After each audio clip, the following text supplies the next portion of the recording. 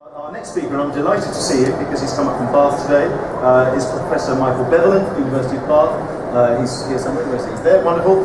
He's a Kiwi, but he's one of the few Kiwis who actually considers Australia home. Surprising, really, there you go.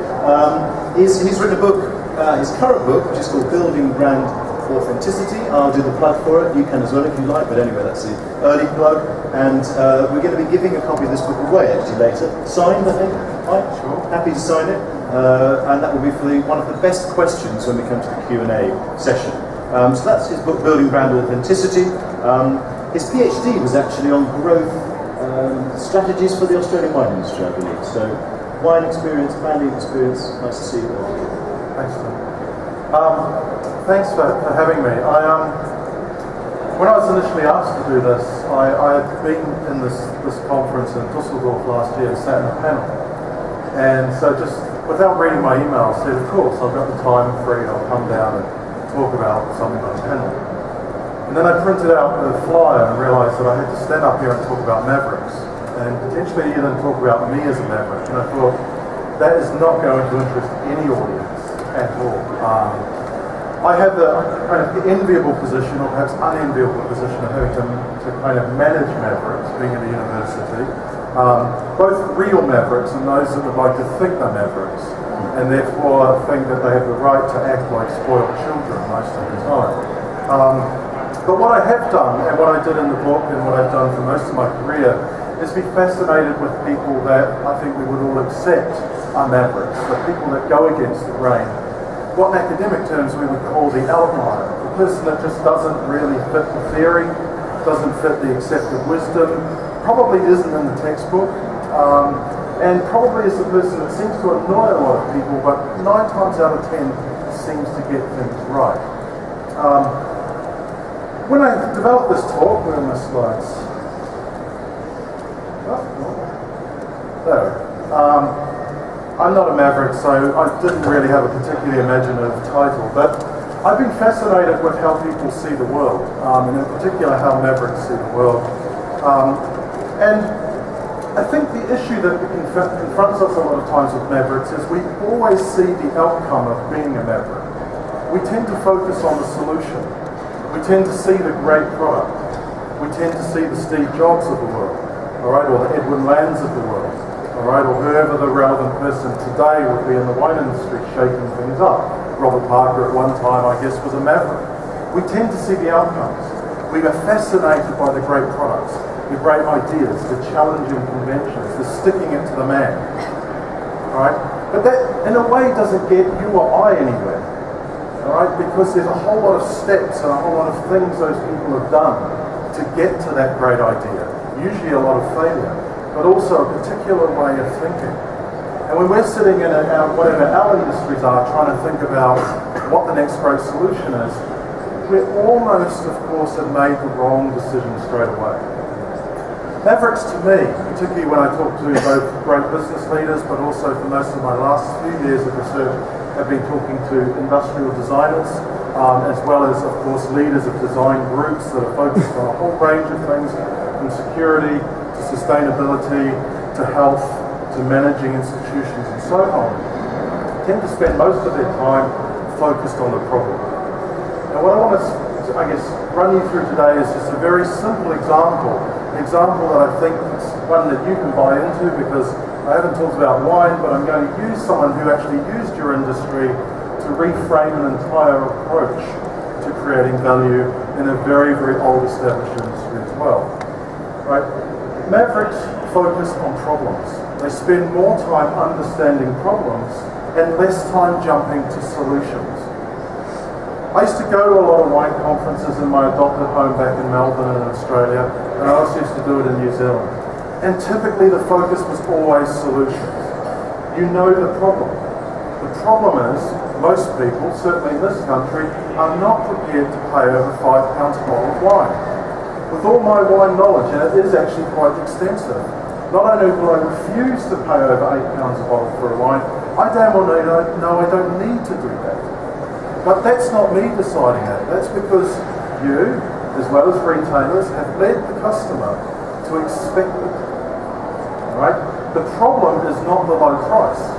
The problem is everything that's driving the low price.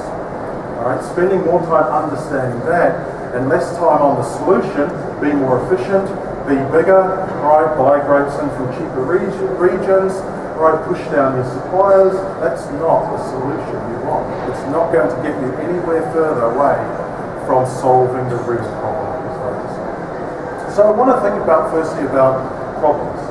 All right, and I want to start with an interesting problem. This is Maxwell Climate Dashboard, all right, as I know him as Max. All right, Max runs, along with his wife Leslie, a fantastic coffee shop in Bath. This is not just any coffee shop. 2 weeks ago I was in Budapest, and as soon as I mentioned Max's name, I not only got better deals on my coffee, all right, I got some free coffee to take back with me to try in the cafe.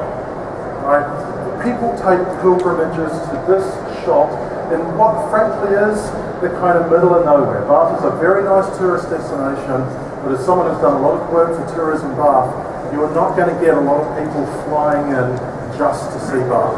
Right? It doesn't rate that way. Okay? I've sat in that cafe and I bumped into people from Perth. Alright? Who haven't just walked in randomly but have had it on their bucket list of things to do in the United Kingdom. I've sat in that cafe and bumped into Americans who literally are taking a pilgrimage to see the UK coffee scene, and this is the first stop. Right? They didn't come to London. Right? Anyone can get coffee made by the Antipodean Mafia, right? Who run the coffee scene in Australia, in London, right? It's the same thing you can get in most food around the world. Right? People come here and talk about it. Now, this is Maxwell in his routine when he won the 2012 UK Barista Championship. He went on to get 6th in the world. This year he came second, and he came second by deliberately breaking the rules. Right? It was well recognised even by the judging panel. He had the winning routine. Right? But for him, that was not enough. Coffee for him is served poorly. He broke rules around weighing out his shots because he understands the problem. The problem of having a hugely varietal type of product. Coffee that changes depending on when it's been roasted, where it's been grown, all the types of things you would understand around wine. Therefore requires you to change the recipe of how you brew it. Right? He took the hit, he missed out on the trip to Melbourne for the World Championships, but he got the rules changed because he's trying to change the industry of independent coffee shops. Now when Max set up this business, he wanted to do one thing. He wanted to treat coffee as a gourmet product. Right? As a gourmet product. Right? Coffee, you probably don't know, but is very much like grapes. It is grown in all different regions around the world. That matters. That terroir matters. Right? It's roasted, it's processed differently. All of these things affect the flavour of the coffee you get. But when coffee is sold, it is sold as either a highly branded product, usually by one of the great Italian houses such as Ilio Lavazza. Right? It is roasted as a blend to a certain style, an Italian style or a French roast. Right? And the people that sell that pride themselves on giving it a standardised solution. Or it is sold as a kind of artisanal product, usually, right, by someone with glasses much like my own, with one of those lithography cameras, right, hung around their neck, with their clothes from Urban Outfitters, right, and with the usual beard that they have to fall into the kind of hipster mode. And they sell you not a varietal, they sell you a great espresso or a great cappuccino, right? They actually treat the product with an enormous amount of disrespect. Right? And despite all the anti-chain kind of rhetoric that they adopt, the independent stores simply end up being versions of little chains. They have to give the customer what they want because the customer has been led for many years to expect what coffee is. It should be really hot, even though that usually destroys the flavour. The milk should be boiled to death. All right? It should taste strong, even though not all coffees will give you a strong taste. It should come with sugar. It usually needs to come with sugar because it's been so bitter and it's been so destroyed that you need some sugar to actually make it palatable. Yet many single varietals of coffees are in fact naturally sweet. You do not need sugar in them. And you should have an Americano, which of course is a brewed coffee, and then you ruin it with milk which largely dries it out. Right? This is the situation that you find yourself in. What Max realized is the notion of the coffee shop was a barrier, right, to treating coffee as a gourmet product. How it was sold was basically operating in the world that I like to call the either-or world of marketing or business. It's the world most of us fit into, right? The easy, right, dualization of false opposites, okay? We've all been there, right? I've sat in industry seminar in the wine industry, but we do it every day in higher education, right? It's either old world or it's new world. It's either tradition and culture or it's customer focus. It's either a brand or it's an artisanal heritage product. It's either reflective of terroir or it's a blend. All right? All of these types of false alternatives that don't get us anywhere, don't help us creating value in the marketplace. It's new or it's old. Right? That doesn't get us anywhere. Right? It actually gets us to the world, right, that I like to think of as the world of fit. It's the world that I would teach most of my students to immerse themselves in. Right? How do I sit down with my retailer, right, and fit into their world? How do I give the customer what they want? It's about fit. Right? How do I get that flavor profile to suit a competition or a winemaker? Right? Now, if you're in coffee, how do you fit? You either become really good at offering a standardized product like a chain, who do a very good job at what they do, right? Or you provide a sort of ambiance, a kind of hipster cool ambiance, and yet pride yourself on selling kind of a great espresso, even though there's really no such thing. It makes about as much sense to talk about a great espresso as it does mean to talk about a great red wine, right? Or the best red wine. You fit into those rules, but ultimately, I mean, as the photo here shows, fit starts to get really, really tough. You have to be the leanest, you have to be the meanest, you have to be the person prepared to make the most compromises, and usually, paradoxically, in business also be the largest. It's not a way to create value, it's a good way to race to the bottom. When I look at Mavericks, they embrace a very different world from that. Right? They embrace the world of the and. Right? It's not about culture or marketing. It's not about tradition or currency. Right? It's all of those things. The best brands of the world are able to do this. Apple, which is, I think, largely losing its way now, but in its heyday, right? Apple was able to say we're sticking it to the man, while also being the largest, most valuable corporation in the world. They were able to convince people like myself to spend large amounts of money on a computer, believing that we were sticking into the system as some sort of rebel. Right? They were able to combine those classic opposites. Right? Max's challenge is simple. He wants the standardization that comes with the chain. So when you go in there, it's not about whether you got the right barista that day. Right? Because the training that you're going to put in is going to ensure that that doesn't matter. It's no longer about barista as hero, right? It's no longer about that cool person who may or may not serve you. Right? On the other hand, right, he wants to exhibit in all their glory all of those individual coffee varietals that the artisanal cafe purports to represent, but never understands well enough to sell them as a unique expression of what they are. It's the and world. And it's a world, I think, that is focused mostly on shape. I could talk about Steve Jobs, but before Steve Jobs there was this gentleman. This is Edwin Land. Right? As someone who actually still enjoys, in fact, loves shooting film. Alright, in fact has one of those cameras with me today. Alright, Land was the type of person who spent most of his life solving a problem.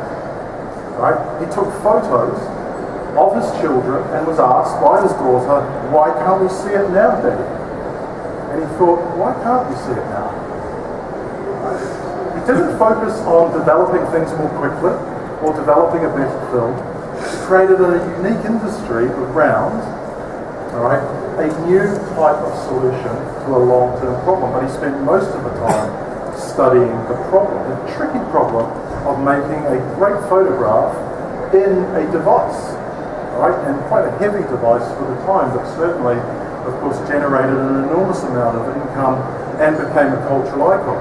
and also received visits quite regularly by a very young Stephen Jobs, who was looking for insight into how you might actually change the world.